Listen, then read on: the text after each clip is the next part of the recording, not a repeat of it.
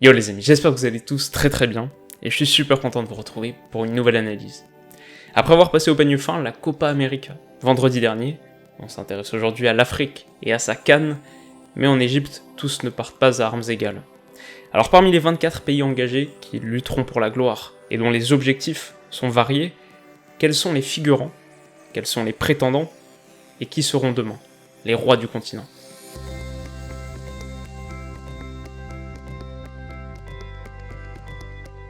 Alors déjà, 2-3 choses à dire en préambule, avant de passer aux forces en présence. Il faut rappeler que cette CAN devait initialement se jouer au Cameroun, le pays tenant du titre, après avoir triomphé de l'Égypte en 2017. Finalement, des retards de travaux et l'insécurité non résolue de certaines régions ont eu raison de leur candidature, et justement c'est l'Égypte qui a obtenu l'organisation du tournoi.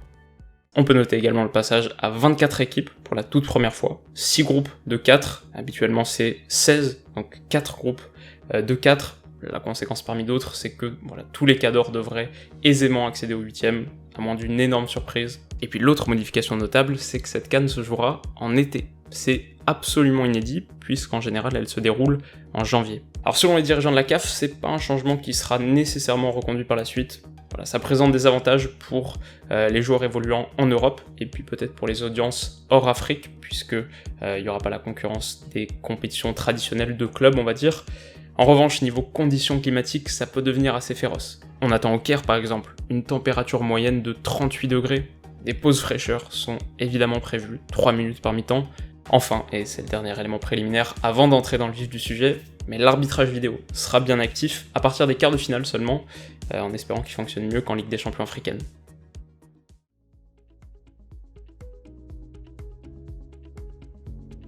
On commence donc par les figurants, qui sont pas nécessairement dénués de qualité, mais dont les chances de soulever la coupe restent minimes. Le Madagascar de Jérémy Morel, le Burundi de Saido Berahino et la Mauritanie d'Abdoulba par exemple disputeront la première CAN de leur histoire et sans aucune pression voudront simplement aller le plus loin possible.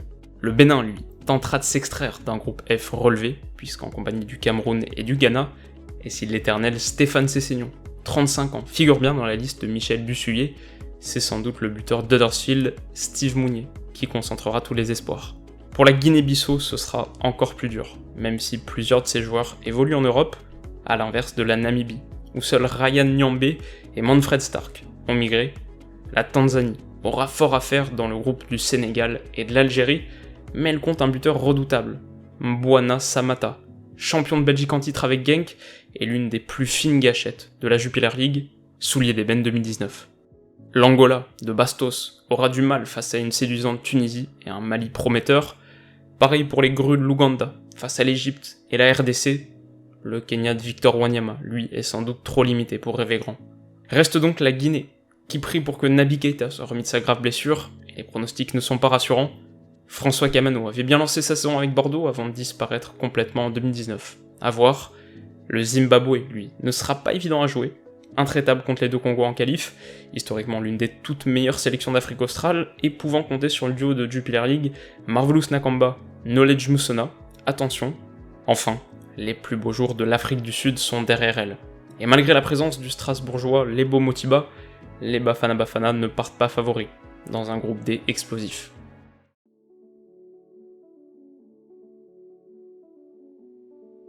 On passe maintenant aux prétendants, qui auront leur mot à dire, et dont le triomphe final, sans être particulièrement prévu, ne serait pas une surprise exceptionnelle.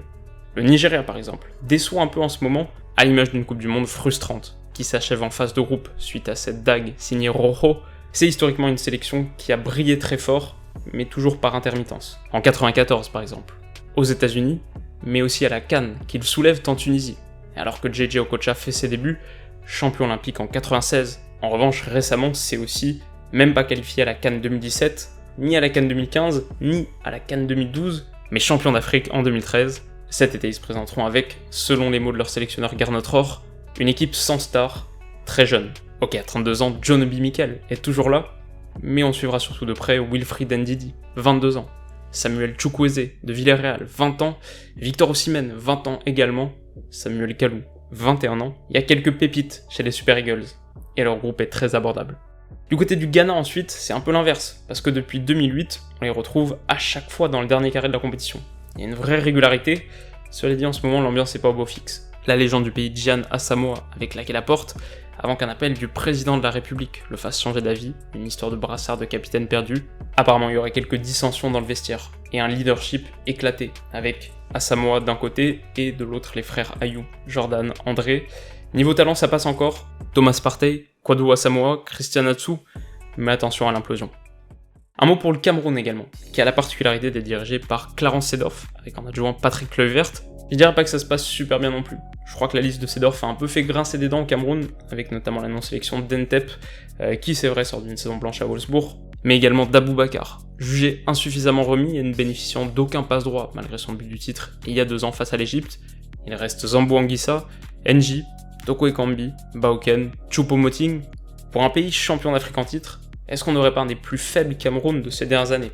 Le seul vrai motif de satisfaction, c'est peut-être le gardien de l'Ajax, André Onana, et on pourrait ne pas les voir aller très loin. Mais attention, puisque c'est également depuis cette position de lion endormi qu'ils étaient allés chercher le sacre en 2017. Du côté du Maghreb ensuite, ça pourrait faire très mal. Après son échec cuisant d'il y a 2 ans, et après avoir échoué dans la route au Mondial 2018, l'Algérie est en pleine forme. Aïssa Mandi, Zéphane, Ben Sebaini, Youssef Attal derrière, et Ismaël Benasser en sentinelle, Fegouli, Brahimi, Ounas, Slimani, Mahrez devant, d'abord écarté, Andy Delors a finalement rejoint le groupe, et a même marqué pour sa première cape, c'était contre le Mali dimanche dernier, victoire 3-2. Voilà, dans le groupe du Kenya, du Sénégal surtout, et de la Tanzanie, il va falloir batailler dur, mais on voit les Algériens faire quelque chose de très très intéressant. Pareil pour la Tunisie, qui vient de décrocher une victoire de prestige en Croatie la semaine dernière, 2-1, qui est une équipe très jeune, mais dont le football actuel est séduisant, c'est beau à voir. On pense notamment à Kazri ou Sliti. Les ambitions sont d'ailleurs assez fortes, puisque le sélectionneur Lingérès a affirmé viser le dernier carré.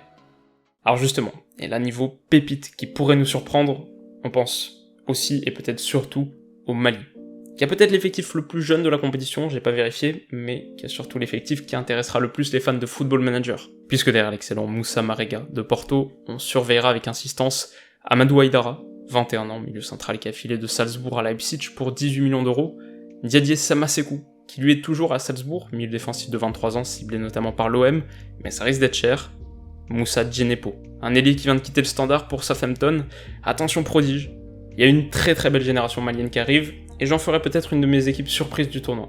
On en parle également assez peu, mais la République démocratique du Congo pourrait étonner. Yannick Bolassi, Cédric Bakambu, Paul-José Mpoku, Marcel Tisserand, il y a de la qualité, et c'est après tout le 5e pays d'Afrique au classement FIFA.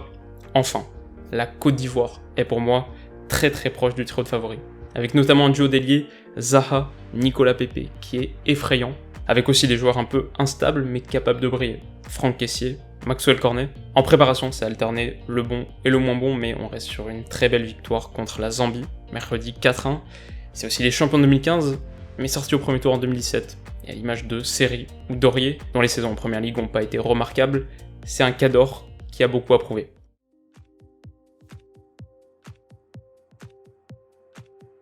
Ce qui nous laisse donc avec 3 favoris. Et en premier lieu, l'Égypte. Record de participation en CAN avec 22, record de victoire aussi, 7. Ils ont gagné le dernier tournoi qu'ils ont organisé en 2006, et donc suite au défaut du Cameroun, ils joueront à nouveau la coupe sur leur terre. Le mondial cet été a été un peu décevant et surtout frustrant pour Salah qui a dû assister impuissant à l'élimination des siens. Cet été, il flottera sur l'euphorie de son sacre européen avec Liverpool et aura à cœur de conduire l'Égypte à son triomphe continental. Il n'y aura pas d'autres stars à ses côtés pour partager le fardeau, mais c'est aussi la force des pharaons, un collectif qui monte en puissance et qui joue bien. 20 buts sur ses 8 derniers matchs, le sélectionneur Javier Aguirre a remplacé Hector Cúper avec succès. Et pourtant, il y a un obstacle de taille, le Sénégal. Première équipe africaine au classement FIFA, ils arrivent dans la forme de leur vie avec 6 victoires sur leurs 6 derniers matchs, dont 5 clean sheets. Sabali, Salif Sané, Kouyaté, Idrissa Gueye, Ismaïla Assar, Mbaye Niang, Keita Baldé, Kalidou Koulibaly, Sadio Mané. Les Lions de la Teranga sont absolument terrifiants à chaque ligne et peuvent compter aussi sur 3 gardiens de haut niveau, dont le titulaire Edouard Mendy. De Reims, l'objectif est clair, briser la malédiction. Confirmer une belle Coupe du Monde 2018 qui s'était cruellement achevée à la différence de but et soulever la première CAN de son histoire. Tout un pays l'attend, et le moment n'a jamais semblé aussi propice. Enfin, attention au Maroc, qui reste sur 2 défaites en 2 matchs de préparation, dont un revers 3-2 contre la Zambie non qualifiée, c'est un peu problématique, mais Renard, qui a lui gagné 2 fois la CAN, a instillé dans cette équipe une énergie remarquable. Pressing acharné, organisation collective notable, le Maroc pourra aussi compter sur le talent de Ziyech, Hakimi, Aïd Benasser et Mazraoui, entre autres, encadrés par l'expérience de Benatia, Saïs, Dirar, Belhanda. Il y a chez les Lions de l'Atlas une vraie génération dorée. Et on se régale d'avance de leur match contre la Côte d'Ivoire en phase de groupe, si seulement ils avaient un grand neuf. Bon ensuite, une fois qu'on a dit tout ça, le reste appartient au sport, et franchement, bien malin celui qui réussira à prédire le vainqueur de ce tournoi. Il y a des compétitions où un favori se distingue nettement, je pense que c'était le cas, et c'est encore le cas de la Copa América par exemple. Pour cette CAN, c'est beaucoup moins net.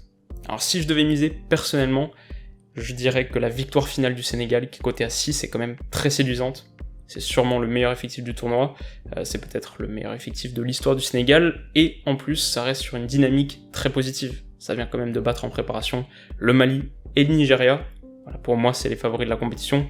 Et si je devais miser ensuite sur un second pari, vous avez par exemple le Maroc se qualifie au moins pour les demi-finales de la CAN, c'est coté à 2,80, ça reste sympa, et ça me semble vraiment loin d'être improbable. Voilà, en tout cas les amis, c'est donc la fin de cette courte analyse, et j'espère bien sûr qu'elle vous aura plu. Alors si c'est le cas, n'hésitez pas à mettre un petit like sur ma vidéo d'analyse de la Copa América, on avait dépassé la barre des 6000 pouces bleus, et voilà, ce serait également une très belle perf pour ce sujet, la spéciale CAN. Faites-moi aussi savoir dans les commentaires qui vous voyez remporter cette compétition. Enfin, une petite recommandation pour un journaliste que j'estime et qui a publié sur sa chaîne son guide de la Coupe d'Afrique des Nations, qui va d'ailleurs être enrichi de toute une série de vidéos sur les équipes engagées. C'est bien sûr Romain Molina, que je vous invite à découvrir si vous ne le connaissez pas encore. Quoi qu'il en soit, de notre côté, on se retrouve très vite pour la suite. Alors d'ici là, comme d'habitude, passez une excellente soirée, un très bon week-end. Prenez soin de vous surtout. Bisous.